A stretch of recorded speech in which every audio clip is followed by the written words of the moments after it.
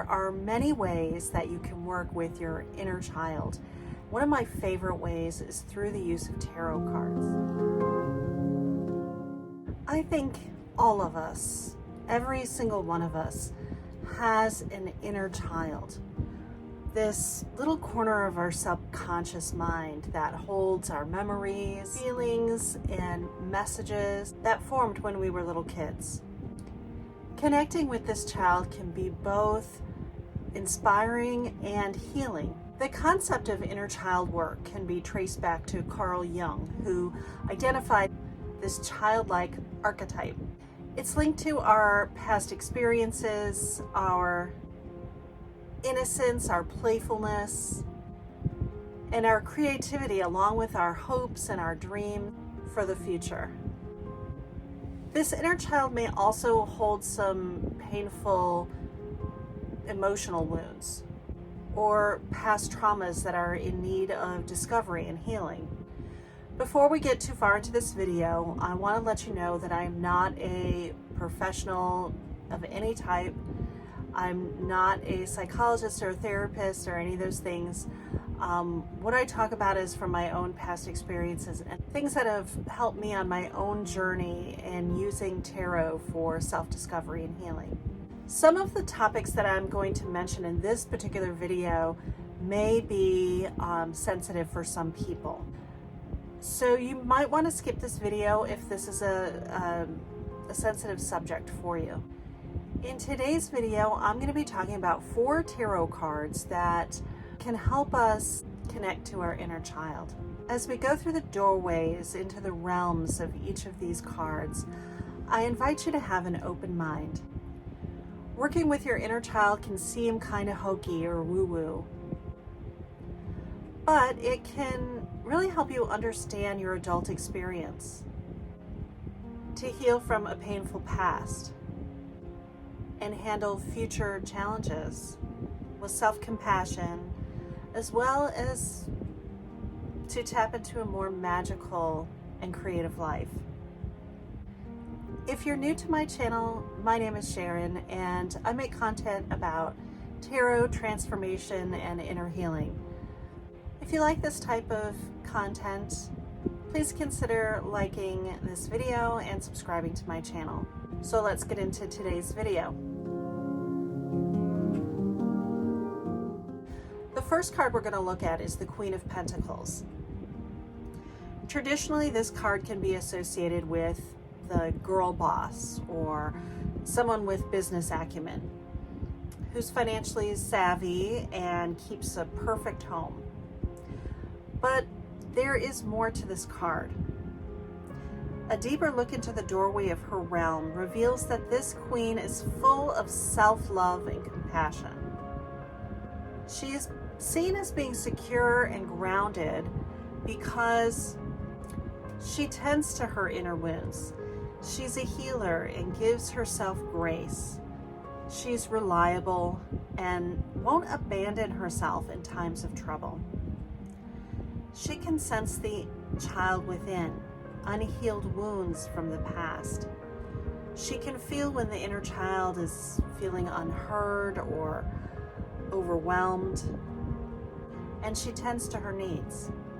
Whether these are needs that require deep healing or whether the inner child just needs a safe place to be and to play. I wanted to start with this card today because in the process of connecting with our inner child, we need to have love and compassion for that child inside us. In some cases, we may find that we need to do some reparenting of that child. That child maybe didn't get their needs met or hasn't been allowed to come out and express themselves. The Queen of Pentacles says to that child inside us, I know you haven't felt safe to express your feelings. I know that you've been scared or hurt or lost or lonely. But it's okay because I'm here now and I won't leave you. When we're in the process of self-discovery, it's important that we have compassion for our adult selves too. Have you ever noticed when you have great supportive people in your life, a partner, or family, or friends who tell you how much you're loved and wanted, and there's still this little part inside that feels cut off sometimes? Well, if you're not tending to your heart yourself, it can feel unable to fully feel loved by another. When you embody the Queen of Pentacles, you can say to yourself, I am worth pouring my own energy into. I will tend to my own needs first. I'm doing the best that I can, and even if it's not the best effort of somebody else's, that's okay, because everybody has insecurities and invisible wounds, and I care for myself enough to work on those things. The Queen of Pentacles has a kind of grounding energy to her as well. When we think about connecting to our inner child, one thing we can do is just feel the energy of one of our first mothers, Mother Earth.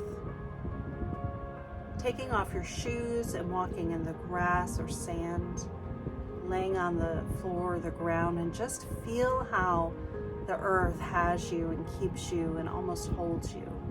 She's got you. You can let go and relax and breathe as you feel how gravity keeps you close to the mother. Embodying the Queen of Pentacles means asking yourself, how am I showing compassion for myself? How can I support myself better? How can I support my inner child better? Do I feel safe and connected? And if not, what ways don't I? By invoking this card when we're working with our inner child, we learn to make self-love, self-compassion, and safety a priority. As you open this doorway, the Queen of Pentacles invites you into her warm, safe home. She fixes you a cup of tea and blankets you with love and compassion. What a loving experience she invites us into. The next card I want to look at is the Six of Cups. Traditionally, this card is associated with nostalgia, and it's no surprise that I would include it in this video, but I think there's a deeper meaning we can look into. If you look at the card that preceded it, the Five of Cups, we see grief and loss and those painful experiences that can close off our hearts. I think the Six of Cups is first saying it's okay to feel our feelings, just as if you were a child. Children know how to feel their feelings. If you ever watch a healthy child who's disappointed, frustrated, or upset, they let you know. Somewhere along the way, we as adults often start to suppress our feelings and try to suck it up, get over it, or muscle through. Some of us were taught this holding back and shutting down of our emotions as children by our primary caregivers. When this happens, we learn that it's not safe to express what we're feeling inside. Other times we pick it up socially, especially in this digital age where we're constantly comparing ourselves to others, in which case feelings can be perceived as weakness or shameful. Whatever the case may be, suppressing your feelings can lead to anxiety, depression, and a whole host of physical symptoms, and it can make us feel disconnected from ourselves and others. So the first lesson of the Six of Cups is that it's okay to feel your feelings. I'm not saying it's okay to get stuck in those feelings forever, but if we just ride the wave of our emotions instead of holding them back, they really only last about 90 seconds. So let the waves come. If you've experienced something painful, it's not only okay to feel the emotions that come, it's absolutely normal and natural and healthy for us to do so. The Six of Cups asks, how can you better express yourself? It reminds you to let your inner child, who holds all of those feelings for you, to be seen, heard, and affirmed. It asks, what would your inner child say or feel if you gave it space to just be? This card wants you to connect to your heart, your feelings. And if you're in a place where you feel like you just don't even know what to feel, then try simply just to connect with your heart chakra. Put your hand over your heart and feel it beating. Know that you are a living being and you are entitled to feel your own emotions. Spend time just simply connecting to your heart space. Affirm to yourself, I love and accept myself for exactly who I am right now. The Six of Cups can also be seen as the sunrise after the storm. Sometimes when we're in the midst of despair, it feels like that pain will never end. Once you have given yourself permission to fully feel what you need to feel, there's a new dawning. The storm ends and the sun comes back out. Just like a child can be kicking and screaming at one moment and giggling and playing in the next. When entering the doorway of the Six of Cups, you enter a safe place to be in your childlike nature. There's no shame here to feel your feelings. Your heart is tended to. You're held and allowed to ride the waves of emotion as they come. You're reminded that every storm has its dawning and a new day. The next card on our journey through inner child work is the Ten of Cups. Traditionally, this card means wishes granted, harmony, completion, and happiness. You'll get what you want. If you're doing a predictive tarot reading, this is one of the more positive cards you would want to see for your future. But I think that tarot has so much more to offer us right now in the present moment. I feel like if we step into the realm of this card, it's asking us something. Are you available to the joy and beauty that is right now in your life? I know how difficult it is to experience joy when we're struggling, hurting, and looking for answers. Our troubles keep us from being aware of the present moment, and our thoughts and emotions go on convincing us that our life is a total mess, that we need to be vigilant, on edge, and anxious about what calamity is coming next. But the Ten of Cups says, whoa, wait a minute. Is your life really that bad? What's awful about your life? Do you have a roof over your head? Clothes in the closet?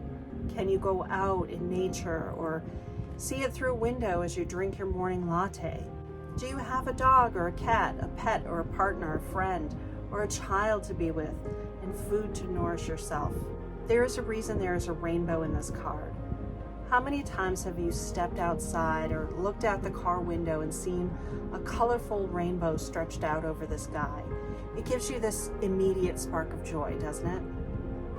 You want to stop the car or drop what you're doing and look at it just because you know it will fade soon. We need to remember that in the midst of storms, chaos, hard times, and troubles, there can still exist beauty and joy. You can still experience it. You can still play joyfully as a child does. Be available to that joy. Stop literally and look around and notice what is beautiful right now. What fills your cup with joy? Earlier this year, I went through a nasty breakup. And I had to move to a less than desirable new home space. And it didn't have a backyard for me to let my dog out. So I would get up super early out of bed and take her for a walk. As I was going through this breakup, I wasn't sleeping very well, and I'd be grumpy and grumbling, putting the dog's leash on and begrudgingly taking her out for a walk and feeling sorry for myself. But I started to notice that the way the sun rose each morning through the pasture behind my tiny home was stunningly beautiful. The view brings me a little spark of joy and a sense of peace, no matter what my circumstances are. Some days it's just enough to fill my cup for that moment. So the Ten of Cups asks you, what fills your cup? What is beautiful right now? It's reminding us to stop and look around, to play, to fill our own cups. I used this card as a journal prompt the other day by challenging myself to list 10 things that fill my cup with joy, that are not dependent on any other person. You can see what I came up with on my Instagram, and I encourage you to make your own list. When you step through the doorway of the Ten of Cups, a stunning rainbow greets you. You stop and look around at all the amazing things that are happening for you right now, all around you, and you fill your cup with joy. So far, we've met the Queen of Pentacles, who reminds us to have compassion for ourselves and our inner child, and the Six of Cups that asks us to feel our feelings, and the Ten of Cups fills us up again after we've emptied out. That brings us to the Page of Pentacles. Traditionally, this is a card associated with new beginnings, financial opportunities, or new skills. Oh, but there's so much more to the Page of Pentacles. She wants you to believe in your own magic again. As children, magic was simply abundant and in everything from nature to make-believe. As adults, we tend to lose touch with the creative force of our imagination and the spiritual energy of the natural world that was so present in our everyday lives as children. So for one, this card is saying, play, use your imagination. Get the crayons out and draw, paint, sing, dance, run through a field, splash in a puddle. Think back to whatever play enthralled you when you were little. Find little ways to start bringing play and imagination back to your life. Life is an adventure that's meant to be lived and discovered. Give yourself permission to have fun every single day. You can start to reclaim your magic with something simple, like next time you take a bite of food, imagine that you're a little kid again and you're tasting this food for the first time. Relish that burst of flavor. Notice where the food hits your taste buds and observe the texture of it in your mouth. If we stay present in the moment more often than not, we start to notice and experience the magic we had as children again, and how it's prevalent in everything.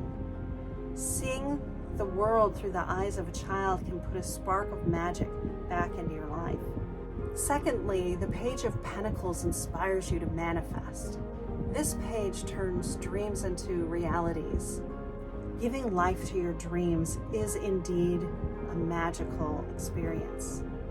The Page of Pentacles is asking you, are you living the life that your soul intended? Would your inner child be proud of the life you're living now? She asks, where did the magic go? What took it away? Do you find yourself searching for the more you feel is missing? When you walk through the doorway to the Page of Pentacles, you instantly feel inspired. The smell of incense in the air, magical potions and natural botanicals line the shelves. There's an energy in the air that you may not have felt since you were a little child. And then you see her. She's studiously working on her craft with childlike fascination. She's achieving her wildest dreams. She waves you in to sit with her and pick up one of the colorful markers on the table and start to remember, start to plan, and create your own magic again. You feel like in this place you're in control of your destiny and you can manifest anything. Whether you use these 4 tarot cards for journal prompts or as a focus for meditation or just creative inspiration, I hope that this video gave you new insight into some deeper meanings of these cards. And I hope that they help you connect with your inner child in a deeper and more meaningful way.